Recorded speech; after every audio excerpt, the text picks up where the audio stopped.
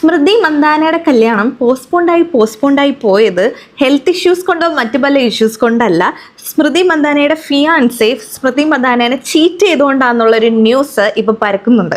I don't know if it's true or not, but I wish it's not true. Smriti മന്ദാനനെ പോലെ celebrate ചെയ്ത വലിയൊരു 10 on 10 ആയിട്ടുള്ള ഒരാളെയാണ് ഇവിടെ ഫിയാൻസെ ചീറ്റ് ചെയ്തിരിക്കുന്നത്, അതും കല്യാണത്തിന് കുറച്ച് ദിവസങ്ങൾക്ക് മുന്നേ മാത്രം.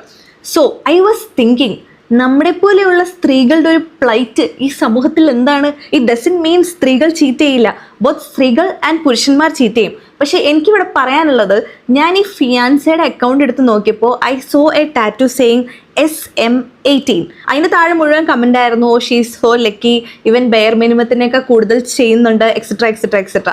പക്ഷേ ഈ ടാറ്റു അടിക്കുന്നതിനോട് കൂടെ തന്നെ നമ്മൾ നമ്മുടെ ഫിയാൻസേനെ അല്ലെങ്കിൽ നമ്മുടെ ബോയ് ഫ്രണ്ടിനെയും ഗേൾ ഫ്രണ്ടിനെയും ആരെയാണെങ്കിലും ചീറ്റ് ചെയ്യാതിരിക്കുന്നതും ബെയർ മിനിമത്തിൽ പെടും എന്നാണ് എൻ്റെ ഒരു അഭിപ്രായം. ഒരു 529 തവണയിലും ആലോചിച്ചിട്ട് മാത്രം നിങ്ങൾ നിങ്ങളുടെ പാർട്ട്ണറിനെ ചൂസ് ചെയ്യുക. അല്ലെങ്കിൽ കല്യാണത്തിന് മുന്നേ ഇങ്ങനെ പലതരം പ്രശ്നങ്ങളും ഉണ്ടാവും. ഇനിയിപ്പോൾ നിങ്ങൾ കല്യാണത്തിന് മുന്നേ ആണെങ്കിലും അല്ലെങ്കിലും നിങ്ങളുടെ പാർട്ട്ണറിനെ ചീറ്റ് ചെയ്യാൻ വല്ല പ്ലാനും ഇടുന്നുണ്ടെങ്കിൽ എനിക്ക് നിങ്ങളോടൊരു കാര്യം മാത്രമേ പറയാനുള്ളൂ, ഷെയിം ഓൺ യു.